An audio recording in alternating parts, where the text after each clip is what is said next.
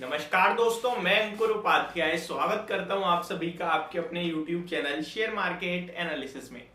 दोस्तों यहाँ पे आप सभी के साथ बात करूंगा कल के सेशन में मार्केट्स कैसे रह सकते हैं, क्या गिरावट बढ़ते हुए दिखेगी या लौटेगी रिकवरी और बनेगी तेजी, क्या है दुनिया भर के बाजारों से संकेत। तो चलिए स्टार्ट करते हैं बिना किसी देरी के, एक एक करके सारे पॉइंट्स कवर करता हूं। एंड स्पेशली इस वीक में जो कल से स्टार्ट हो रहा है, वेंसडे को आपके लिए आई थिंक एक्सपायरी है, तो थर्सडे की मार्केट ऑफ है तो वेंसडे एक्सपायरी है इस बार। एंड थर्सडे को कुछ इंपॉर्टेंट डाटा आने वाला है अमेरिका से, तो वो भी आपके साथ शेयर करूंगा।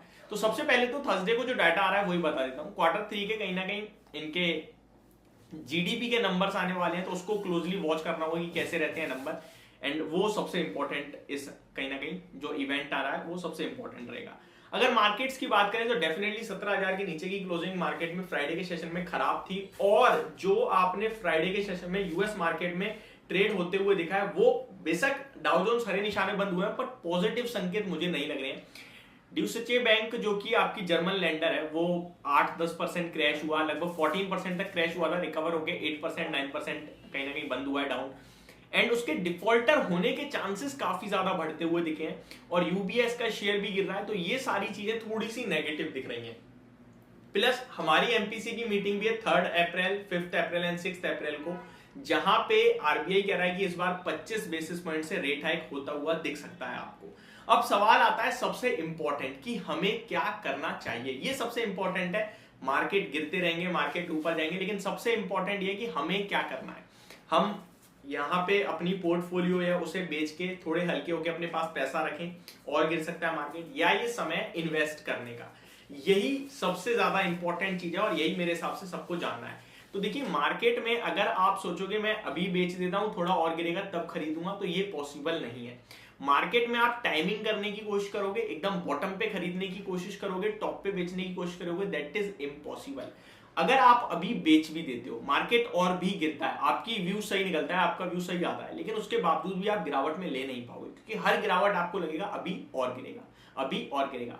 फिर एक टाइम ऐसा आएगा जहां से मार्केट शार्प बाउंस बैक दे देगा और आप कहोगे यार मैंने तो वो भाव छोड़ दिया, आपने जो भाव देख लिया नीचे में, अब आप वेट करोगे वो भाव दोबारा से आ जाए तो खरीदूंगा मैं, और वो भाव दोबारा आएगा नहीं। इसलिए मार्केट में सबसे ज्यादा इंपॉर्टेंट हो जाता है आपका पैसा लगातार लगाते रहना, ये सबसे इंपॉर्टेंट है। अब बहुत सारे लोग ये भी कहेंगे भाई पैसा तो हो गया है खत्म, शेयर बाजार ने कर दिया है बर्बाद, अब क्या करें। अब इस समय में दो तरीके की सिचुएशंस होती हैं। एक तो हमारे पास पैसा खत्म हो गया तो हम क्या करें, दूसरी सिचुएशन ये होती है हमारे पास पैसा है तो हम कब लगाएं। तो पहली सिचुएशन, जिनके पास पैसा खत्म हो गया उनके पास केवल एक ही विकल्प है, ऑप्शन है कि वेट करो।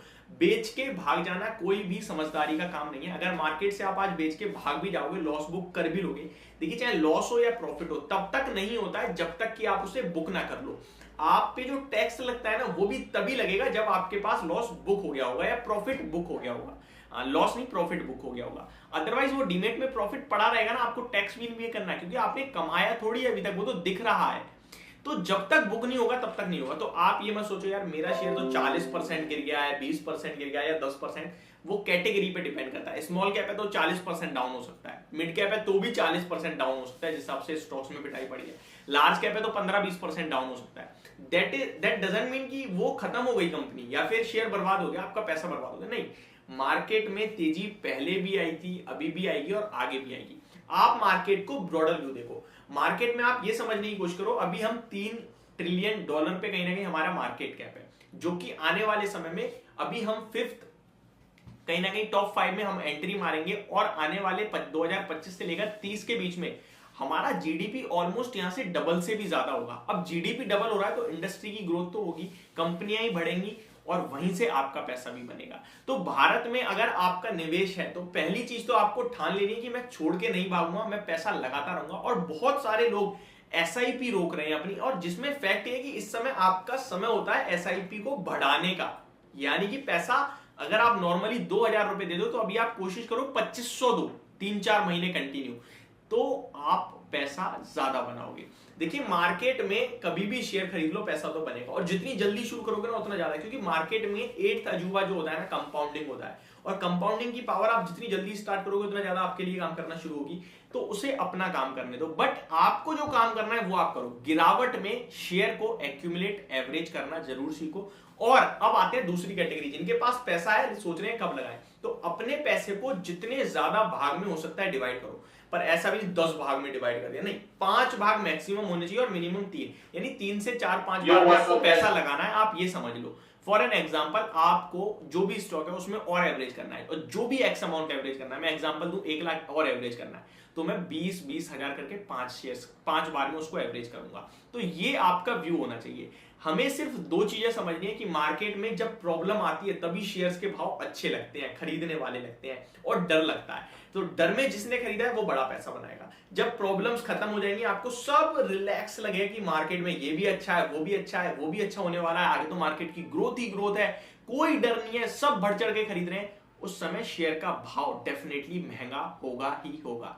रामदेव अग्रवाल जी ने एक बात बहुत ही अच्छी कही, जो मेरे को मतलब कुछ कुछ चीजें मैं सुनो सबकी, पर कुछ कुछ चीजें ऐसी होती है जो अपनाओ। अपनाने वाली चीज ये थी कि शेयर बाजार एक ऐसी जगह है जो अजूबा है, मतलब आपको यहाँ पे 10 रुपए की अगर उसकी एक्चुअल वैल्यू है ना, तो वो 5 रुपए में भी मिलेगी आपको और 20 रुपए में भी वो दिख रही होगी। डिपेंड आप पे करता है आप कब खरीद रहे हो, कब बेच रहे हो। यानी कि वैल्यूएशंस ओवर वैल्यू भी होते हैं जब बुल मार्केट होती है, और वैल्यूएशंस अंडर वैल्यू भी होते हैं जब बियर मार्केट होती है। तो ये चीज आप समझ लो, पैसा बनने लगेगा। इसी के तर्क पे मैंने अपने कहीं ना कहीं फंडामेंटल्स ऑफ इक्विटी मार्केट में आज 6th वीडियो भी शेयर कर दी है, जिसमें 5 स्टॉक्स भी हैं और वैल्यूएशंस का मैटर आपको समझाया है। तो वो जरूर देखना, डिस्क्रिप्शन में लिंक है। Thank you so much for watching this video. Have a great day guys.